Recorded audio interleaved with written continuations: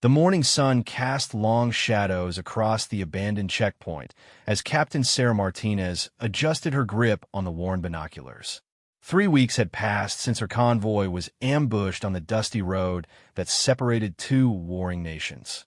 3 weeks since she watched her team's vehicles burn while rocket-propelled grenades screamed overhead. 3 weeks since she made the decision that would define the rest of her life. The neutral zone stretched before her like a forgotten wasteland, a 10-mile strip of no man's land that neither government claimed responsibility for. Officially, it didn't exist on any map. Unofficially, it had become home to thousands of displaced civilians who had nowhere else to go. Sarah had stumbled into this hidden world by accident, but she couldn't bring herself to leave.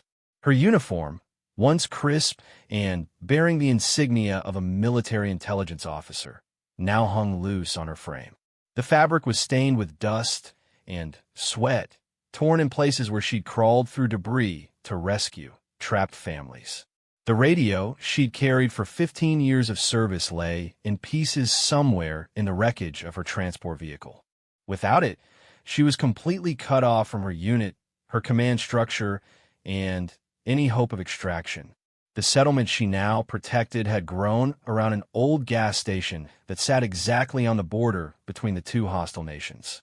Neither side could claim it without starting an international incident, so they pretended it wasn't there. The refugees who live here had learned to be invisible too. They moved quietly, spoke in whispers, and had developed an almost supernatural ability to disappear whenever military patrols approached from either direction. Sarah counted 43 people under her unofficial protection. The youngest was barely 6 months old, born to a mother who had fled her village when the shelling started. The oldest was a grandfather in his 80s who insisted on sharing his meager food rations with everyone else, despite his own obvious hunger. Between them were teachers, farmers, shopkeepers, and children who should have been in school instead of learning how to identify incoming artillery by sound alone. The gas station building itself was a marvel of creative adaptation. The main structure housed the elderly and the families with small children. Solar panels salvaged from destroyed homes provided enough electricity to power a few LED lights and charge the occasional cell phone, though there was rarely any signal to use. The old service bays had been converted into workshops where the refugees repaired clothing, made tools from scrap metal, and processed the wild plants they foraged for food. Water came from a well that someone had dug behind the building decades ago. It wasn't the cleanest source, but Sarah had used her military water purification tablets to make it safe to drink. Food was more challenging. The refugees survived on whatever they could grow in the small garden plots they'd carved from the rocky soil, supplemented by occasional supply drops that Sarah intercepted from military convoys passing through the area. Those supply interceptions required careful planning and perfect timing. Sarah had learned to read the patterns of both armies' patrol schedules. She knew that Tuesday mornings brought the northern forces through the zone, while Thursday afternoons saw the southern military conducting reconnaissance missions. Between these predictable movements, there were brief windows of opportunity when she could salvage supplies from abandoned outposts or redirect misdelivered cargo shipments. The work was dangerous and exhausting, but Sarah had found a sense of purpose she'd never experienced in her regular military duties. In the structured world of the armed forces, she had followed orders and completed missions without questioning their broader impact. Here, in the neutral zone, every decision she made directly affected the lives of real people who depended on her for their survival. The children had been the first to trust her completely. They didn't understand military ranks or political boundaries.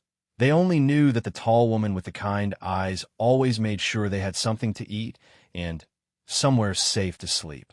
They called her Miss Sarah and had appointed themselves as her unofficial scouts, alerting her to approaching vehicles or aircraft with a system of hand signals they developed together.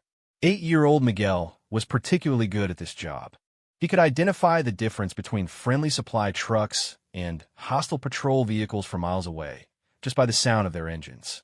His sister Rosa, who was 10, had become Sarah's translator for the refugees who didn't speak English. The girl's ability to switch between 4 different languages amazed Sarah, who struggled with high school Spanish despite her military language training. The adults had taken longer to accept Sarah's help, and she understood their hesitation. Most of them had been betrayed by authority figures before. Government officials had promised them protection, then abandoned them when the fighting intensified. Military personnel from both sides had used them as human shields or sources of intelligence, caring little for their safety. Sarah's uniform marked her as part of the same system that had failed them repeatedly. But action spoke louder than words in the neutral zone, and Sarah's actions consistently demonstrated her commitment to their welfare. When mortar shells landed near the settlement, she was the first person running toward the danger to help evacuate the injured. When food supplies ran low, she went without eating to ensure the children were fed. When patrol helicopters circled overhead, she positioned herself between the aircraft and the refugee families, making it clear that anyone who wanted to harm these people would have to go through her first. The settlement's unofficial leader was a woman named Elena, who had been a nurse before the war displaced her family. She had lost her husband in the early days of the conflict and now channeled her grief into caring for others. Elena possessed an almost mystical ability to stretch meager medical supplies into life-saving treatments, and she had taught Sarah basic field medicine techniques that proved invaluable when professional help wasn't available. Elena's medical knowledge had saved lives on multiple occasions. When young Pedro fell from a makeshift ladder and broke his arm, she set the bone using splints made from salvaged materials and pain medication that Sarah had acquired from an abandoned field hospital. When several children developed fevers during a particularly cold week, Elena identified the symptoms of mild pneumonia and treated them with antibiotics that Sarah managed to obtain through her supply interception missions. The two women had developed a partnership based on mutual respect and complementary skills. Elena understood the refugees' needs and cultural sensitivities, while Sarah possessed the tactical knowledge and military training necessary to keep them safe from external threats. They met every morning before dawn to discuss the day's priorities and potential challenges, sharing instant coffee made from beans they'd found in an abandoned market. These dawn meetings had become Sarah's favorite time of day. As the sun rose over the neutral zone, painting the sky in shades of orange and pink that seemed impossible in such a harsh landscape, she felt a sense of peace that military life had never provided. There were no briefings to attend, no reports to file, no superior officers questioning her decisions. There were only the immediate, tangible needs of people who depended on her, and the satisfaction of being able to meet those needs through her own skills and determination. The settlement's daily routine revolved around survival tasks that everyone participated in according to their abilities. The men maintained the solar panel system and worked on expanding the water collection infrastructure. The women tended the gardens and prepared communal meals from whatever ingredients were available. The older children helped with both tasks while the younger ones stayed close to their parents, playing quiet games that wouldn't attract unwanted attention. Education happened informally throughout the day. Elena taught basic health and hygiene practices to anyone willing to learn. Carlos, a former mathematics teacher, worked with the children on arithmetic using stones and scratches in the dirt as learning materials. Maria, who had run a small library before the war, told stories in the evenings that helped preserve cultural traditions and provided entertainment during the long, uncertain nights. Sarah contributed her own knowledge to this informal school system. She taught practical skills like water purification, basic first aid, and how to identify different types of military vehicles by their silhouettes. More importantly, she taught the refugees how to think strategically about their security situation, helping them develop plans for different emergency scenarios. These emergency plans proved their worth sooner than anyone expected. On a Tuesday morning during Sarah's 4th week in the settlement, Miguel's early warning system detected an unusual convoy approaching from the north. Instead of the regular patrol vehicles they were accustomed to, This group included armored personnel carriers and what appeared to be mobile artillery units. The military presence was too large and too heavily armed to be a routine reconnaissance mission. Sarah gathered Elena and the other adults for an emergency meeting in the gas station's back office. The room was cramped and poorly ventilated, but it offered privacy and protection from observation. As she explained what Miguel had seen, Sarah watched the expressions on the refugees' faces shift from concern to fear to the grim determination that had kept them alive this long. The convoy's destination became clear when radio chatter picked up by Carlos's homemade antenna array revealed their mission parameters. Northern forces were establishing a forward observation post on a ridge that overlooked the entire neutral zone. From that position, they would have clear lines of sight to the gas station settlement and everything else in the area. The refugees' carefully maintained invisibility would become impossible to sustain. Even worse, the Southern military would inevitably respond to this northern advance by establishing their own positions closer to the border. The neutral zone was about to become a contested battlefield, with the refugee settlement caught directly in the middle. Sarah realized that her 3 weeks of relative peace were coming to an end, and she would need to make some very difficult decisions very quickly. The refugees looked to her for guidance, their faces reflecting the trust they had placed in her leadership. Children who should have been worried about homework and playground games instead waited quietly for instructions on how to survive another day. Adults who had already lost everything once before prepared to follow her lead, even though they had no real reason to believe she could protect them from the approaching storm.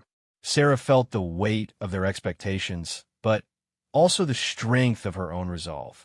She had found her purpose in this forgotten corner of the world, and she wasn't going to abandon it without a fight. Whatever came next, she would face it with the same determination that had kept her alive through the ambush, the same compassion that had led her to stay with the refugees instead of seeking her own extraction, and the same tactical intelligence that had made her a successful military officer in the first place. The sound of distant engines grew louder as the northern convoy approached their destination. Sarah checked her watch and began mentally calculating timelines and options. The real test of her leadership was about to begin, and 43 lives would depend on the decisions she made in the next few hours. She had no radio to call for backup, no official authority to invoke, and no guarantee that anyone would ever know what happened to her and the people she had sworn to protect. But she had something more valuable than any of those things. She had the unshakable conviction that protecting innocent people was worth any personal sacrifice, and the practical skills necessary to turn that conviction into effective action. As the first northern vehicles appeared on the horizon, Sarah Martinez prepared to do what she did best: fight for the people who couldn't fight for themselves. The northern convoy established their observation post with military precision that impressed even Sarah's professional sensibilities. Within 6 hours, they had transformed the strategic ridge into a fortified position complete with communication arrays, defensive positions, and heavy weapons emplacements. Through her binoculars, Sarah could see soldiers setting up long-range surveillance equipment that would make hiding the settlement impossible. Elena joined her at the observation point they had established on the gas station's roof, moving carefully to avoid being silhouetted against the sky. The former nurse's medical training had taught her to read body language and facial expressions with remarkable accuracy, and Sarah knew she was being evaluated just as thoroughly as the military positions below. "How long do we have?" Elena asked quietly, her English carrying only the faintest trace of her native accent. She had learned the language working in international medical missions before the war, but stress made her revert to more formal pronunciation patterns. Sarah lowered the binoculars and considered the question carefully. Military doctrine suggested that the northern forces would need at least 24 hours to complete their defensive preparations and establish reliable communication with their command structure. The Southern military would require additional time to detect the northern advance, formulate a response plan, and deploy their own forces to counter the new threat. 3 days, she finally answered. Maybe 4 if we're lucky, and the Southern Command structure is as bureaucratic as usual. But not more than a week before this whole area becomes a shooting gallery. Elena nodded grimly. They had both hoped for more time, but neither was surprised by the timeline. The neutral zone had always been a temporary refuge at best, sustained by the mutual unwillingness of both governments to risk escalating the conflict over a few miles of worthless territory. Now that military necessity was driving both sides toward confrontation, diplomatic niceties would be quickly abandoned. The refugees had already begun implementing the emergency protocols that Sarah and Elena had developed during their morning planning sessions. Essential supplies were being gathered and packed into easily portable bundles. Important personal items that couldn't be carried were being buried in waterproof containers at locations marked by subtle signs that only the settlement's residents would recognize. The children responded to the crisis with remarkable maturity, helping their parents pack while maintaining the quiet behavior patterns that had kept them safe for months. Miguel and Rosa had expanded their early warning network to include other young people from the settlement, creating a surveillance system that covered all approaches to the gas station. Their reports allowed Sarah to track the Northern Forces' activities with precision that would have been impossible using conventional military intelligence methods. Carlos had disassembled his radio equipment and redistributed the components among several hiding places. The mathematics teacher understood that communication capabilities would be crucial for whatever came next. But he also knew that radio transmitters were among the first things that hostile forces searched for when they wanted to eliminate a target's ability to call for help. The settlement's workshop areas became scenes of frantic but organized activity as the refugees modified their few possessions for mobility and concealment. Garden tools were sharpened and fitted with longer handles that could serve defensive purposes if necessary. Solar panels were detached from their permanent mounts and fitted with carrying straps. Water containers were divided into smaller units that could be distributed among multiple people instead of relying on a few large reservoirs. Sarah found herself simultaneously proud of the refugees' adaptability and angry at the circumstances that made such preparations necessary. These people had already demonstrated extraordinary resilience by surviving the initial displacement that brought them to the neutral zone. Now they were being forced to abandon even this marginal safety because of political and military decisions made by leaders who had never experienced the reality of life as a refugee. The strategic situation became more complicated on the second day, when Southern reconnaissance aircraft began flying regular missions over the area. The small, fast planes appeared every few hours, circling the northern positions while photographing everything in sight. Sarah knew that the refugee settlement would be clearly visible in those photographs, and that intelligence analysts would quickly identify the gas station as a potential observation post or staging area. She called another emergency meeting to discuss their increasingly limited options. The gas station's back office felt even more cramped than usual as all the adult refugees gathered to hear Sarah's assessment of their situation. The room's small window had been covered with cardboard to prevent light from escaping, and the meeting proceeded by the dim illumination of a single LED lantern. "The Southern forces will be here within 48 hours, Sarah began without preamble. The refugees had no patience for diplomatic language, and she respected them enough to provide direct information. They'll establish positions south of here to counter the northern observation post. We'll be caught between two military forces that consider this area a legitimate combat zone." An older man named Francisco raised his hand slightly. Before the war, he had been a small business owner who employed a dozen people in his community. The destruction of his workshop had cost him not just his livelihood, but also his sense of identity as someone who provided opportunities for others. "What are our choices?" he asked. Sarah had spent hours considering exactly that question, and none of the available options were particularly appealing. "We could try to evacuate the entire settlement to territory controlled by one side or the other. We can disperse into smaller groups that might be harder to track. Or we can dig in here and hope that both sides will respect our civilian status. Elena translated the options into the local language for the refugees who were more comfortable with their native tongue. The quiet discussion that followed revealed the complexity of their situation. Several families had relatives in areas controlled by the northern government, but they also had family members who would be automatically classified as enemy combatants if they appeared in Northern Territory. The southern-controlled regions offered different challenges. Economic opportunities were better there, and the government's refugee assistance programs were more generous than anything available in the north. However, several of the settlement's residents had fled from southern territories specifically because of ethnic persecution that made them unwelcome in their former communities. Dispersing into smaller groups would improve everyone's chances of avoiding military attention, but it would also eliminate the mutual support systems that had kept them alive in the neutral zone. The children's education would stop entirely, medical care would become impossible to coordinate, and the elderly refugees would be left without the assistance they needed for basic daily activities. The third option, remaining in place, seemed like suicide given the military buildup surrounding them.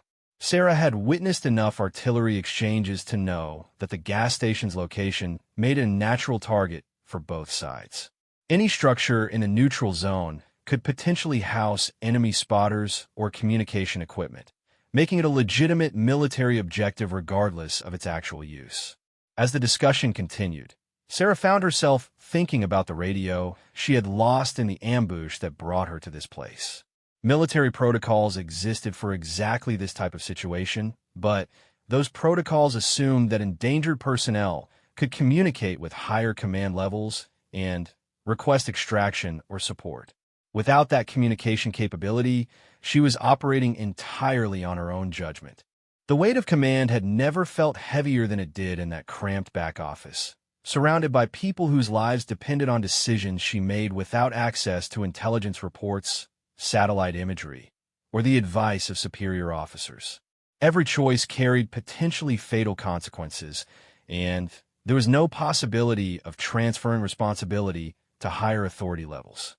Miguel appeared at the office door, using the hand signals he had developed to indicate incoming aircraft. Sarah checked her watch and realized that the southern reconnaissance flights were arriving earlier than their established pattern suggested. Either the mission parameters were being expanded or the southern military was accelerating their response timeline. The sound of jet engines grew louder as the aircraft passed directly overhead, flying lower than previous missions. Through the covered window, Sarah could hear the distinctive whine of camera equipment being operated under combat conditions. The pilots were conducting detailed surveillance of the entire area, probably in preparation for immediate military action. Elena stood up from her position near the lantern, her medical training evident in the way she automatically checked each refugee's emotional state before speaking. "We need to make this decision now," she said quietly. "Waiting longer only reduces our options." Sarah nodded, knowing that Elena was right, but still struggling with the magnitude of what they were deciding. In her regular military service, tactical decisions were bounded by rules of engagement, command directives, and established doctrine. Here in the neutral zone, she had complete freedom to choose their course of action, but also complete responsibility for the consequences of that choice. The mathematics teacher, Carlos, raised a practical concern that cut through the philosophical complexity. If we stay, how do we protect the children when the shooting starts? If we leave, how do we keep the group together when we have no destination and no transportation? Sarah realized that the question contained its own answer. The refugee survival had always depended on their ability to adapt to rapidly changing circumstances while maintaining their essential community bonds. Trying to preserve their current situation was impossible, but they could potentially create a new one that served their basic needs while providing better security. "We relocate," she announced, watching the faces around her for reactions. "But not to territory controlled by either government. There are other neutral areas along the border, places that are less strategically important than this gas station. We find one that offers better concealment and start over." The proposal generated immediate discussion as refugees considered the practical implications. Moving 43 people, including elderly individuals and small children, across hostile territory would require careful planning and perfect execution. They would need to carry enough supplies for several days of travel while remaining undetected by multiple military forces. Elena supported the plan immediately, her medical perspective focusing on the health risks of remaining in an active combat zone versus the controllable dangers of a carefully planned relocation. Carlos worried about the technical challenges of transporting his radio equipment without vehicles, but began calculating load distributions that could make the electronics portable. Francisco expressed concern about abandoning the infrastructure they had built at the gas station, but Sarah pointed out that military forces would likely destroy those improvements anyway during the coming conflict. The solar panels, water purification system, and workshop areas represented months of hard work, but they were ultimately replaceable if the people who built them survived to start over. The children's voices could be heard outside the office as they continued their games despite the growing tension. Sarah listened to their quiet laughter and felt her resolve strengthen. These young people deserve better than life as refugees, but she could at least ensure that they had the opportunity to grow up and create better lives for themselves. The meeting concluded with general agreement on the relocation plan, but dozens of specific details remained to be worked out. Sarah assigned Elena to coordinate medical preparations and Carlos to handle communications equipment. Francisco would organize the distribution of essential supplies while other adults took responsibility for specific aspects of the move. As the refugees dispersed to begin their preparations, Sarah remained in the office to study the maps she had been collecting during her supply interception missions. The neutral zone extended for hundreds of miles along the border, and she knew there had to be other locations that could provide the combination of water access, concealment, and strategic irrelevance that would allow the settlement to survive. The sound of helicopters in the distance reminded her that time was running short. Military forces were converging on their location with increasing frequency, and the window for safe movement was closing rapidly. Whatever they were going to do, they needed to do it soon. The relocation began before dawn on the third day, with the settlement moving in carefully coordinated groups designed to minimize their visibility to aerial surveillance. Sarah had divided the 43 refugees into 5 teams, each following a different route toward their destination 12 miles northeast of the gas station. The staggered departure schedule meant that if one group was detected, the others might still reach safety. Elena led the first group, which included the elderly refugees and families with very young children. Their route followed a dry riverbed that provided natural concealment, while requiring minimal physical exertion from those least capable of strenuous travel. Sarah had given Elena her own water purification tablets and emergency medical supplies, knowing that this group would face the greatest health risks during the journey.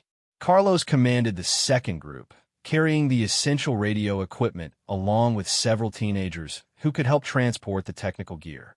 His route took advantage of industrial ruins from before the war, abandoned factories, and warehouses that offered hiding places during daylight hours when aircraft activity was heaviest. The mathematics teacher had studied Sarah's tactical maps with the same intensity he once applied to complex equations. Francisco led the third group, consisting of the settlement's most physically capable adults and older children. They carried the majority of the food supplies and solar panel equipment, following a route that crossed several roads where supply interception might be possible. Sarah had taught Francisco her techniques for identifying friendly versus hostile vehicle signatures, though she worried about his lack of military experience in actual tactical situations. Miguel and Rosa traveled with the fourth group under the supervision of Maria, the former librarian who had become the settlement's unofficial cultural coordinator. This team included most of the school-age children and moved along the most concealed route, using animal paths and natural terrain features that offered maximum protection from observation. Maria carried emergency signal devices that could summon help if the group encountered insurmountable obstacles. Sarah herself led the final group, deliberately choosing the most dangerous route to draw attention away from the refugee families. Her team consisted of 3 adult men who had specifically volunteered for high-risk duty, understanding that their role was to serve as decoys if military forces detected the movement. They carried minimal supplies, but maximum defensive capability, including the improvised weapons that the settlement's workshop had produced.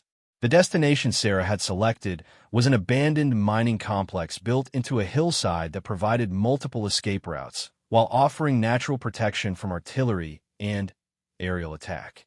Pre-war geological surveys indicated reliable groundwater sources, and the facility's solar orientation would support the panel systems that Carlos was transporting.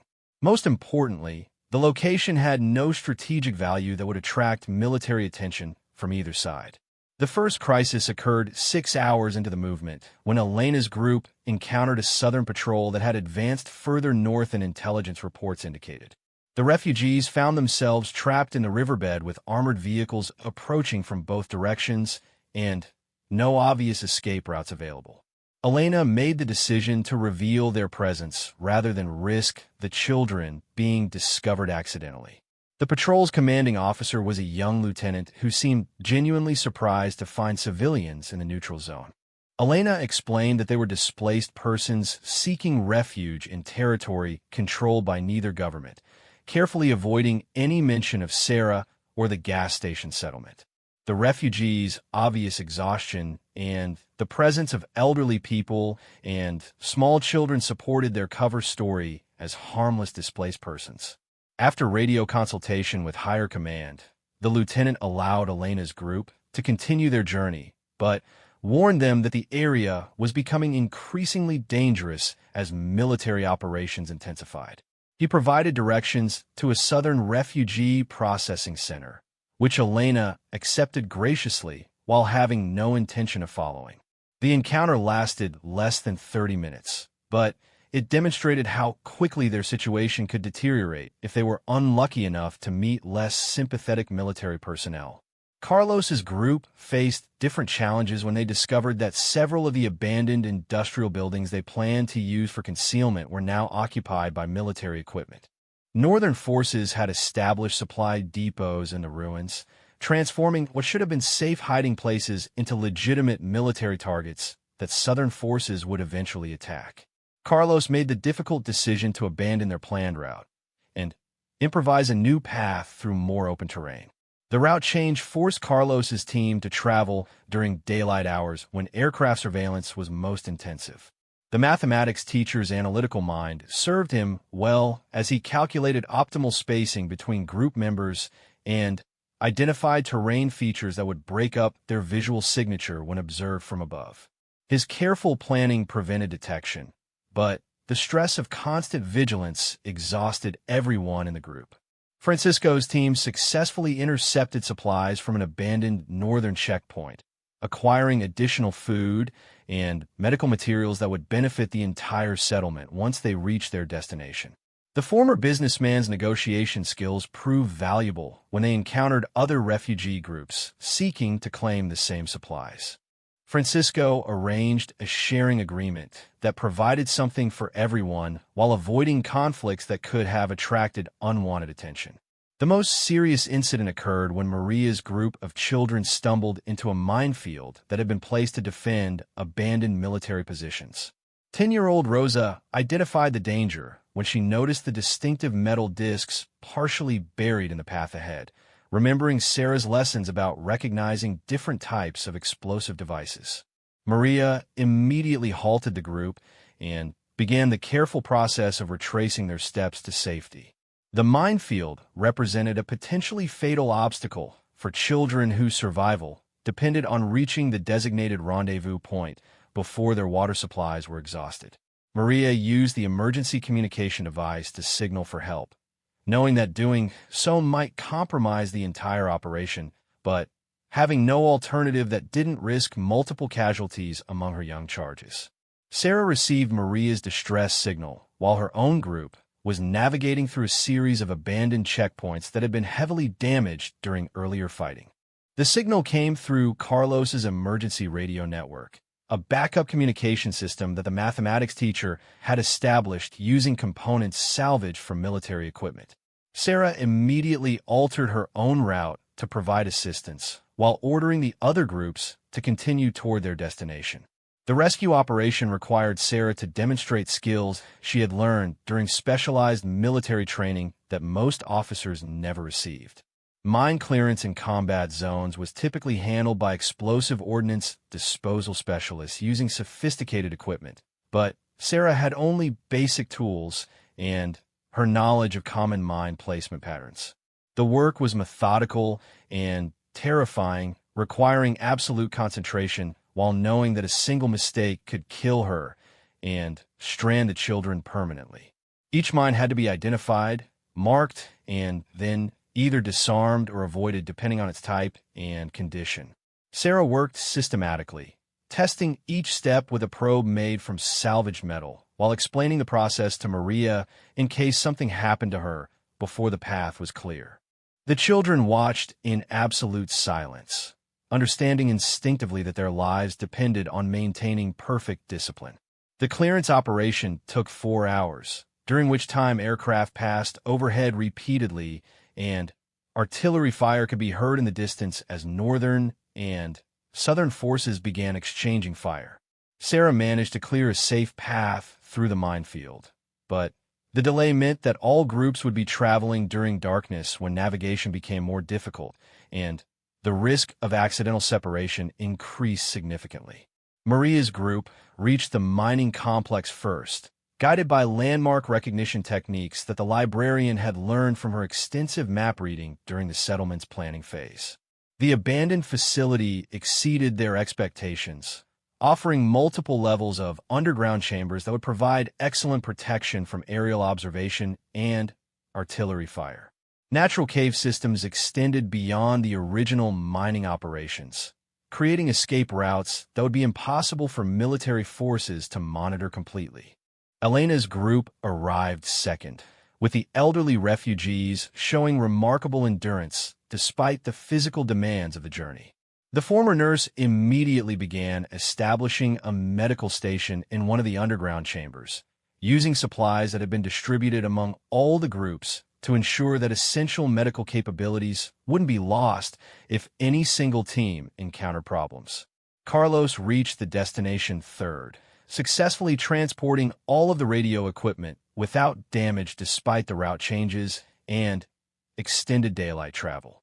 The mathematics teacher immediately began surveying the facility's communications potential, identifying locations where antenna systems could be concealed among the mining complex's existing structures. His preliminary assessment indicated that they would be able to maintain contact with the outside world while remaining undetectable to standard military surveillance methods. Francisco's team arrived with their additional supplies, just as Sarah's group completed their delayed journey through the cleared minefield path. The reunion was emotional but brief, as everyone understood that establishing basic security and survival systems took priority over celebrating their successful relocation.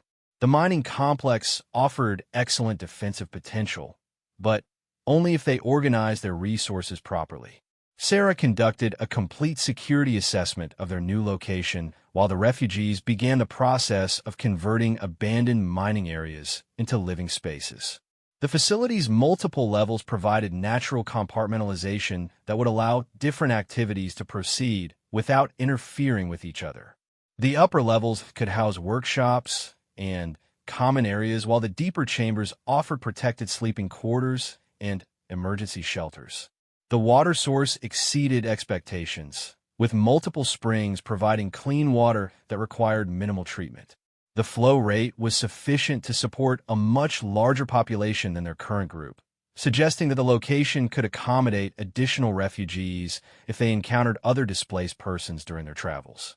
Solar panel installation would be more challenging than at the gas station, but Carlos had identified several locations where the equipment could be concealed from aerial observation while still collecting adequate sunlight. Communication with the outside world remained Sarah's primary concern, since their isolation made them vulnerable to changes in the military situation that they might not detect until it was too late to respond. Carlos had maintained his monitoring capabilities during the journey, and his equipment indicated that fighting between northern and southern forces was escalating rapidly throughout the border region. The gas station settlement they had abandoned was now completely destroyed, caught in artillery crossfire between the two opposing military forces. Sarah felt a mixture of relief and sadness as she listened to radio reports describing the battle. Relief that they had successfully evacuated before the shooting started, and sadness that months of careful construction had been reduced to rubble in a matter of hours. Elena organized the medical screening that everyone needed after the stress and exertion of their forced relocation. Several of the elderly refugees showed signs of exhaustion that required immediate attention, and two of the children had developed respiratory problems from exposure to dust during their journey through industrial ruins. The former nurse's supplies were adequate to address these immediate health needs, but Sarah knew they would need to establish new supply acquisition methods to maintain medical capabilities over time. The first night in their new location was spent organizing essential systems and establishing security procedures adapted to the mining complex's unique characteristics. The underground chambers provided protection from observation and direct attack, but they also created potential trap situations if hostile forces discovered their location and controlled the surface entrances. Sarah developed multiple escape plans using different combinations of natural caves and mining tunnels. Francisco took responsibility for organizing food storage and distribution systems, applying his business management experience to the challenge of maintaining adequate nutrition for 43 people using irregular supply sources. The successful interception during their journey had provided enough additional resources to last several weeks, but long-term sustainability would require new strategies adapted to their changed circumstances. As dawn broke over their new refuge, Sarah realized that they had accomplished something remarkable. 43 people, including elderly individuals and small children, had successfully relocated 12 miles through contested territory without losing a single person or alerting military forces to their movement. The operation demonstrated both the refugees' extraordinary resilience and their ability to execute complex plans under life-threatening pressure. But Sarah also understood that their challenges were far from over. The mining complex offered better protection than the gas station, but the military situation was deteriorating throughout the entire border region. Sooner or later, the war would reach them again, and they would need to be ready. 2 months after their relocation to the mining complex, Sarah's carefully constructed world began unraveling with terrifying speed. The border conflict had escalated beyond conventional warfare, with both governments deploying special operations forces to conduct reconnaissance and sabotage missions deep in enemy territory. The neutral zone was no longer ignored by military planners. It had become a highway for covert operations.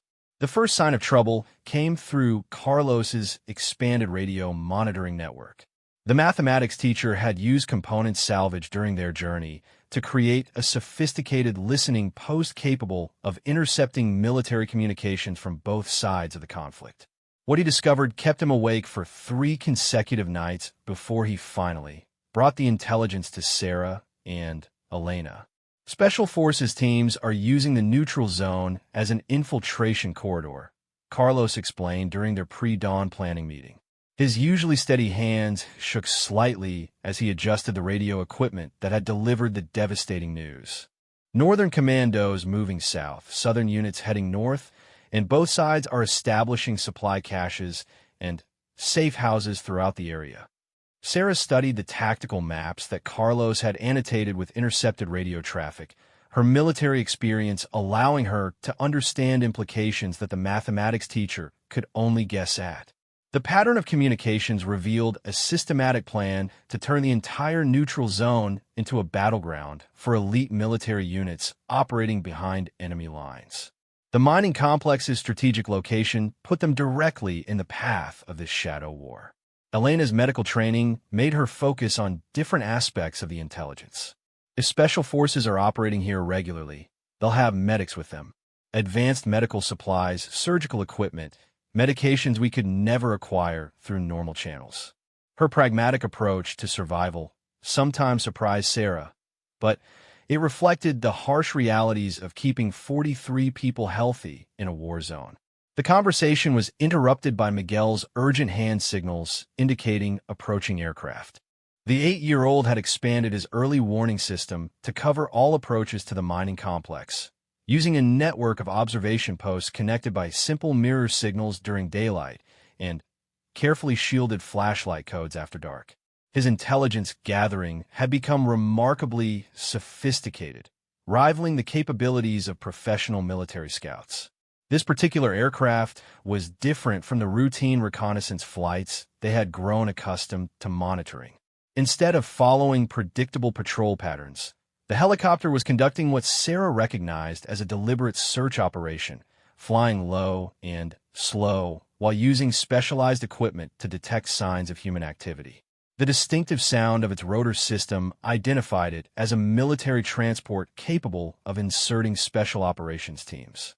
Sarah ordered immediate implementation of their concealment protocols, procedures they had developed and practiced but never used under real operational conditions. All external activity stopped instantly, with refugees moving into the deepest chambers of the mining complex, while lookouts maintained observation through carefully camouflaged positions. Solar panels were covered with tarps designed to match the surrounding terrain, and anything that might reflect light or generate heat signatures was hidden or turned off. The helicopter circled the mining complex for 20 minutes, its crew obviously aware that something in the area was worth investigating, but unable to identify specific targets through the refugees' concealment efforts. Sarah watched through binoculars as the aircraft side door opened, and she could see personnel inside operating detection equipment that was far more sophisticated than anything used for routine surveillance missions. When the helicopter finally departed, Sarah knew their time at the mining complex was limited. Special operations forces had resources and training that made them exponentially more dangerous than the conventional military units they had been avoiding. These elite soldiers could track movement patterns that would be invisible to regular troops, and they possessed equipment capable of detecting human presence through multiple concealment layers. The next 48 hours brought a series of encounters that confirmed Sarah's worst fears. Rosa spotted Northern commandos establishing a supply cache less than 2 miles from their location, using natural caves that were part of the same geological formation that housed the mining complex. Francisco's supply interception missions revealed that both sides were positioning equipment and personnel throughout the neutral zone with increasing frequency. Most disturbing was Elena's discovery of medical supplies that had been cached near their water source. The equipment was too advanced and too specialized to belong to conventional military units. Surgical instruments, battlefield trauma kits, and experimental medications suggested that major combat operations were being planned, with medical support positioned to handle casualties that couldn't be evacuated to regular hospitals. Sarah called an emergency meeting of all adult refugees to discuss their increasingly dangerous situation.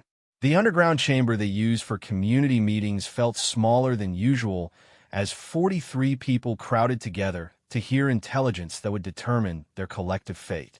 The faces around her reflected the exhaustion and stress of constant vigilance, but also the determination that had kept them alive through months of displacement. Special forces from both armies are using this area for staging operations, Sarah began, using the same direct communication style that the refugees had come to expect from her.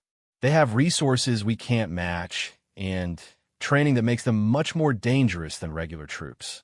Our concealment techniques won't work against their detection equipment. Elena translated the briefing for refugees who were more comfortable with their native language, watching carefully for emotional reactions that might indicate panic or despair. The former nurse had learned to identify signs of psychological breakdown that could compromise group security, and she was prepared to provide immediate intervention if anyone showed symptoms of crisis-level stress. Carlos raised the technical concerns that his radio monitoring had revealed. They're coordinating operations using encrypted communications that I can't decode, but I can track their transmission patterns. Multiple teams are operating within 5 miles of our location, and the activity level is increasing daily. The discussion that followed revealed the complexity of their situation and the limited nature of their options. Moving again would be extremely dangerous, since Special Operations Forces would detect and track any large group movement through the terrain they controlled. Staying in place meant accepting the certainty that their location would eventually be discovered by military units that wouldn't hesitate to eliminate potential security threats. Francisco suggested that they might be able to negotiate with the Special Forces teams, offering information about terrain and local conditions in exchange for protection. Sarah rejected this proposal immediately, knowing that elite military units had no use for civilian assistance and would consider the refugees a security liability regardless of any potential cooperation. Miguel contributed intelligence from his observation network that added urgency to their discussion. The young scout had detected signs of a major military operation being prepared in the surrounding area, with equipment movements and personnel positioning that suggested imminent combat action. Whatever the Special Forces teams were planning, it was going to happen soon and on a scale that would make survival impossible for anyone caught in the area. Elena proposed a radical alternative that surprised everyone, including Sarah. What if we split up permanently?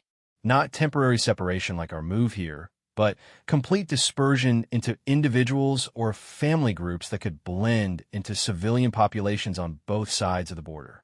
The proposal generated immediate and emotional debate.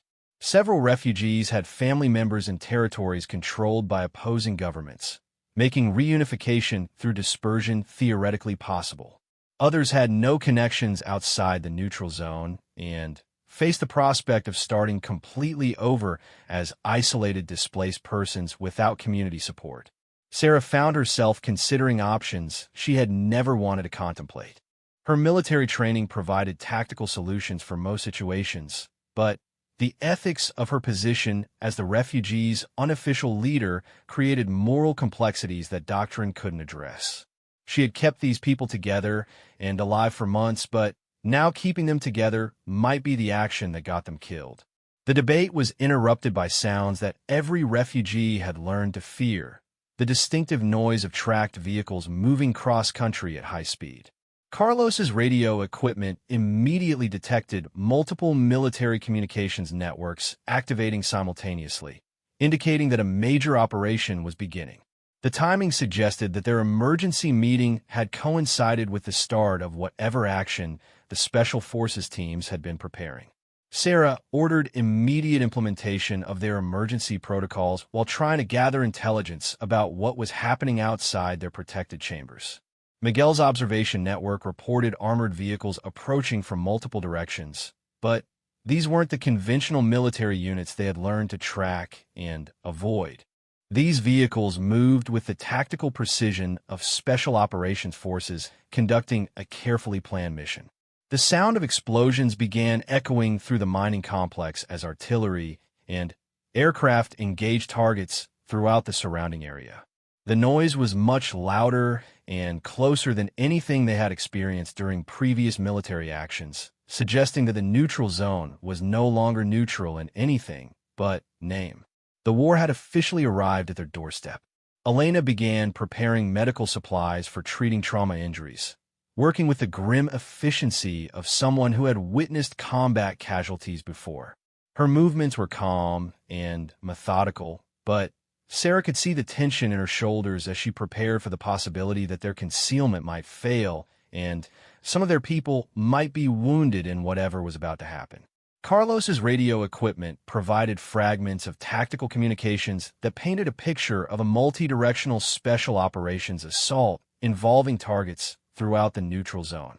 Northern commandos were attacking Southern supply lines, while Southern special forces were simultaneously hitting Northern observation posts. The mining complex was located almost exactly in the center of a battle zone that stretched for miles in every direction. The psychological pressure was enormous.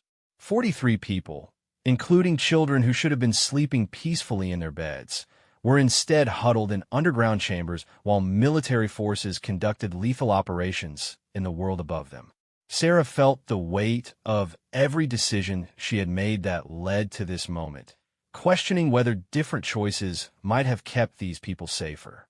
Francisco organized the refugees into emergency teams responsible for different aspects of their survival if their location was compromised. Adults took responsibility for protecting specific children. Elderly refugees were paired with younger people who could assist their movement, and essential supplies were distributed to ensure that no single loss would doom the entire group. The fighting continued through the night, with the sound of explosions and automatic weapons fire creating a constant background of terror that made rest impossible. Sarah maintained watch schedules using the refugees who had the best psychological tolerance for stress, but everyone remained awake and ready to move at a moment's notice. As dawn approached, the military communications that Carlos was monitoring began indicating that the special operations missions were concluding. Both Northern and Southern forces were withdrawing their elite units after completing objectives that remained unclear to the refugees hiding in the mining complex. The immediate crisis appeared to be ending, but Sarah knew that their fundamental situation had changed permanently. The neutral zone no longer existed as a haven for displaced civilians. It had become an active battleground where both governments would conduct ongoing military operations using their most dangerous and capable forces. The mining complex might provide temporary protection, but it could never again offer the sense of security that had allowed the refugees to build a sustainable community. Elena expressed what everyone was thinking, but no one wanted to say aloud. "We can't stay here anymore. This was our last safe place, and now it's not safe either." Sarah nodded grimly, understanding that their months of careful community building had come to an end. The children's education, the adults' workshops, the social bonds that had made survival bearable, all of it would have to be abandoned in favor of pure survival tactics. They were about to become refugees again, but this time with nowhere left to go. The sound of approaching helicopters announced that the morning would bring new challenges that would test every survival skill they had learned during their time in the neutral zone. Sarah checked her watch and began calculating timelines for another emergency evacuation, knowing that this time there might be no destination that could offer even temporary safety. 43 lives still depended on her leadership, but she was running out of options that didn't involve impossible choices between survival and the values that made survival worthwhile. The helicopters that approached the mining complex at dawn carried neither Northern nor Southern military markings. Sarah recognized the distinctive profile of American military aircraft, but the lack of standard identification symbols suggested a covert operation that officially didn't exist. Through her binoculars, she could see personnel preparing to fast rope from the helicopters in a combat insertion that was far too sophisticated for a routine reconnaissance mission. Elena joined Sarah at their primary observation point, moving with the silent efficiency that months of survival had taught all the refugees. The former nurse carried medical supplies in a pack designed for rapid movement, understanding that whatever was about to happen might require immediate evacuation of wounded people. "Those aren't regular military units," Sarah whispered, watching as the aircraft took positions that indicated a carefully planned operation.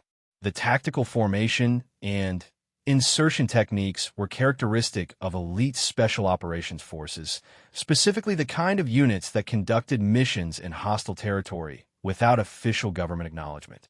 The lead helicopter landed in a clearing approximately 300 meters from the mining complex's main entrance, while two others established overwatch positions that provided clear fields of fire over the surrounding terrain.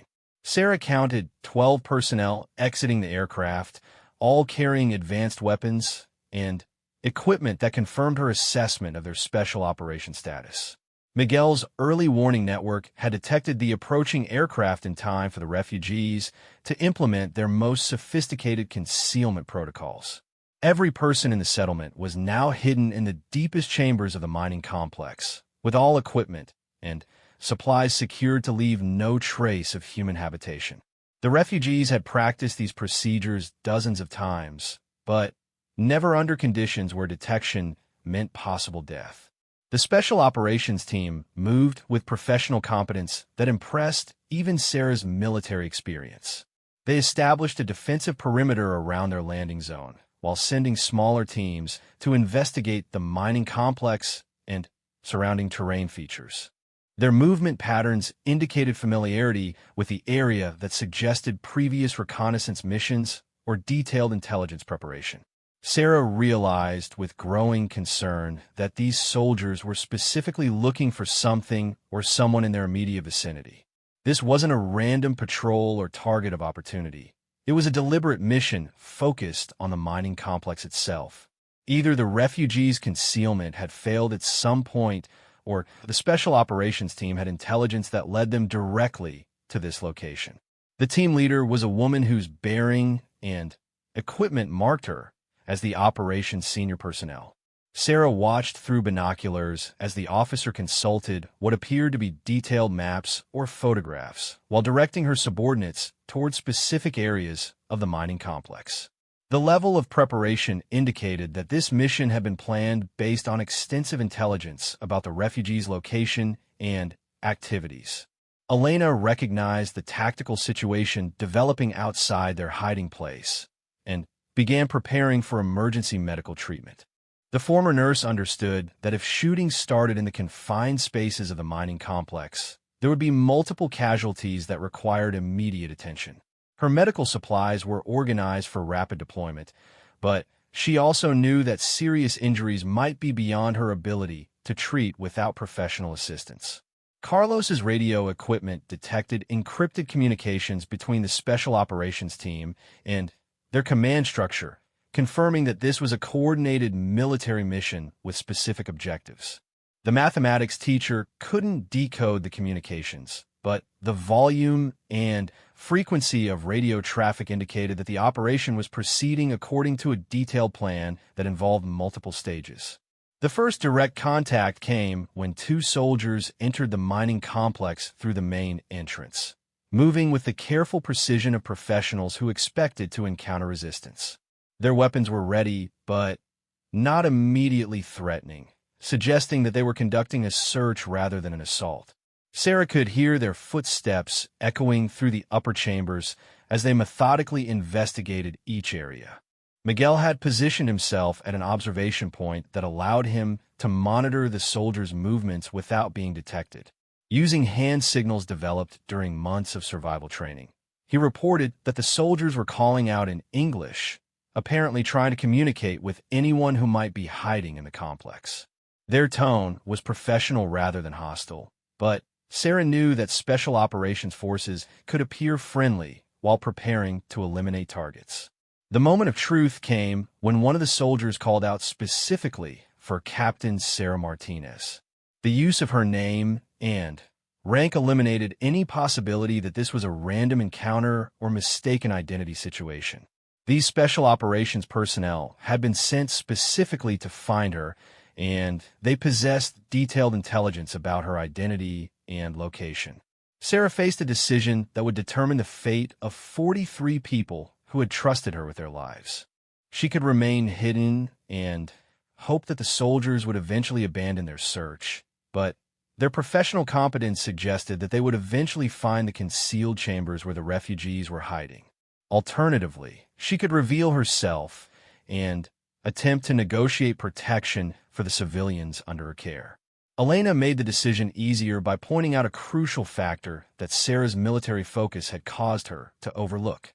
"Those soldiers have medical equipment," the nurse whispered, indicating supplies visible on the personnel outside.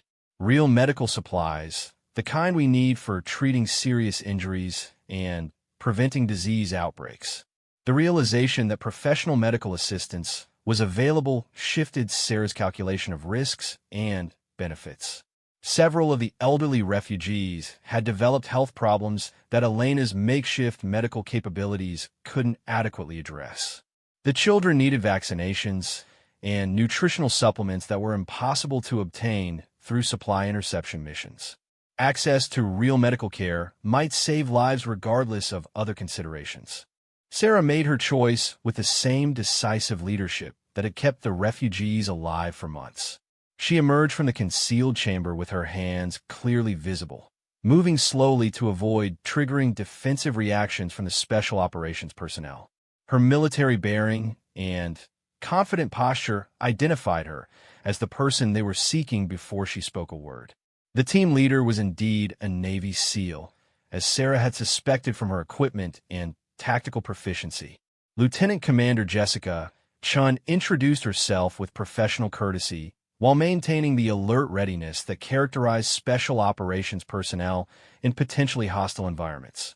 Her team kept their weapons ready, but not directly threatening, demonstrating the controlled aggression that marked elite military units. Captain Martinez, I'm Lieutenant Commander Chun, SEAL Team 6. We've been tasked with locating and extracting American military personnel who have been reported missing in this area. Chen's voice carried authority tempered by genuine concern for Sarah's welfare. Our intelligence indicates that you've been providing protection for a group of displaced civilians. Sarah's response was carefully measured, acknowledging her identity while emphasizing her commitment to the refugees who depended on her. Commander Chun, I am Captain Sarah Martinez, but I'm not alone here. I'm responsible for 43 civilians who will die if they're abandoned in this combat zone. Chen's expression indicated that she had been briefed about the refugees and was prepared to address their situation. Captain, my orders include provisions for civilian evacuation if circumstances warrant. We have medical personnel and transportation assets standing by for exactly this contingency.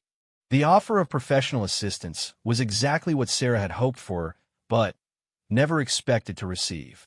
Special operations missions rarely included provisions for civilian evacuation, and the fact that Chen's team was equipped and authorized to help the refugees suggested high-level government interest in their situation. Elena emerged from concealment carrying her medical supplies, immediately recognizing Chen's team medic and beginning a professional consultation about the refugees' health status. The interaction between two medical professionals demonstrated the quality of care that could be provided if the special operations team's offer of assistance was genuine. Carlos appeared next, carrying his radio equipment and offering intelligence about military communications he had been monitoring throughout the border conflict. His information proved valuable to Chen's team, providing tactical intelligence about special operations activities that complemented their own mission parameters. Gradually, the other refugees emerged from their hiding places as Sarah convinced them that the American Special Operations Team represented salvation rather than a new threat. The children were initially frightened by the soldiers' weapons and equipment, but Miguel and Rosa quickly adapted to the situation and began serving as translators for refugees who didn't speak English. Francisco organized the refugees' essential supplies while Chen's team conducted medical evaluations and prepared evacuation plans. The former businessman's organizational skills impressed the special operations personnel who recognized competent leadership when they encountered it regardless of its source. The evacuation itself was a masterpiece of special operations planning and execution. Chen's team had coordinated with military assets from multiple services to provide transportation, medical support, and temporary refugee processing capabilities. The helicopters that had initially appeared to threaten the mining complex were actually the first stage of a carefully planned humanitarian mission.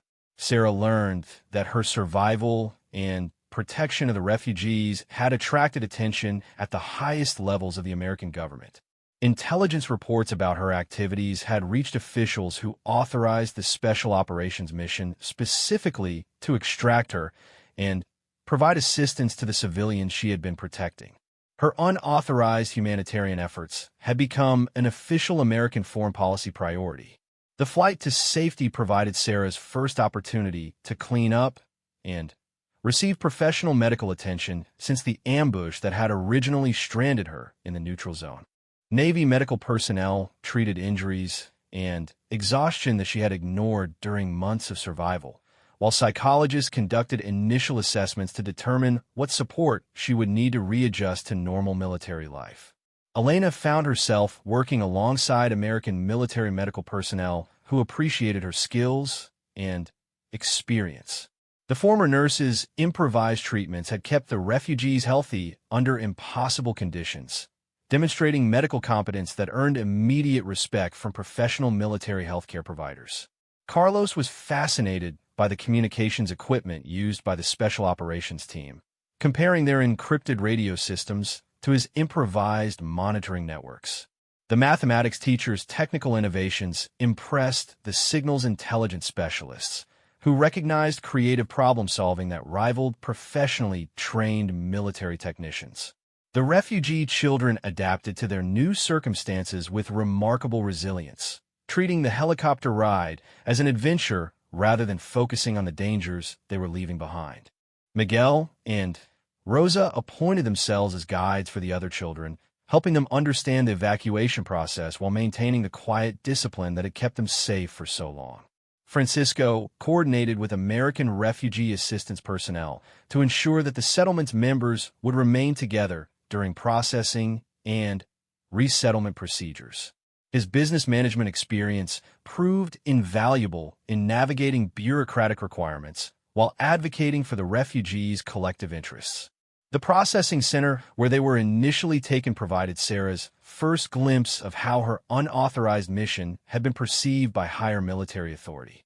Instead of facing disciplinary action for abandoning her extraction, she was informed that her actions had demonstrated exceptional leadership under impossible circumstances and that she was being recommended for recognition commensurate with her achievements.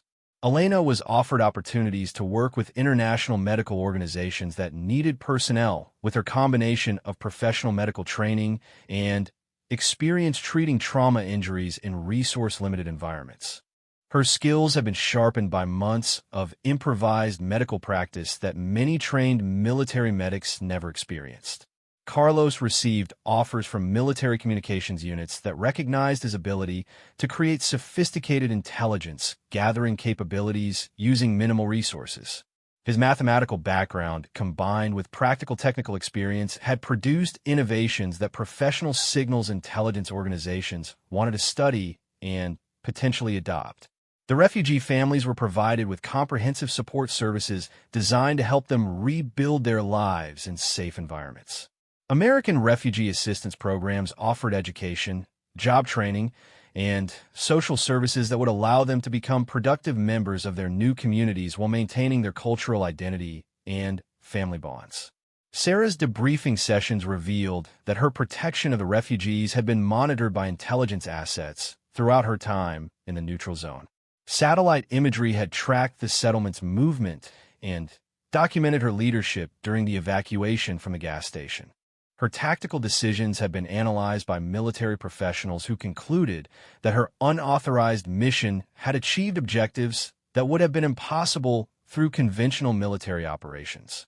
The final evaluation of Sarah's performance acknowledged that her decision to remain with the refugees rather than seek immediate extraction had violated standard military protocols while achieving humanitarian outcomes that reflected the highest traditions of American military service. Her actions had demonstrated that individual initiative could achieve strategic objectives when supported by competent leadership and moral courage. 6 months after her extraction from the neutral zone, Captain Sarah Martinez received the Distinguished Service Medal for her protection of civilian refugees under combat conditions. The ceremony was attended by the 43 people whose lives she had saved, including Miguel and Rosa, who had grown several inches and started attending American schools where their intelligence and language skills made them outstanding students. Elena had enrolled in an advanced medical training program that would allow her to work as a physician's assistant in refugee health clinics. Carlos had accepted a position with a university research laboratory studying communications technology for humanitarian applications. Francisco had started a small business providing cultural orientation services for newly arrived refugees. The neutral zone where they had all lived for months had been officially designated as a demilitarized area under international supervision. The mining complex had been converted into a memorial for displaced persons, with Sarah's story serving as an example of how individual courage could make a difference even in the most desperate circumstances. Sarah herself had been assigned to a Pentagon position developing military protocols for humanitarian assistance in combat zones. Her experience protecting refugees had demonstrated the need for training and procedures that would allow military personnel to provide civilian assistance without compromising their primary mission objectives.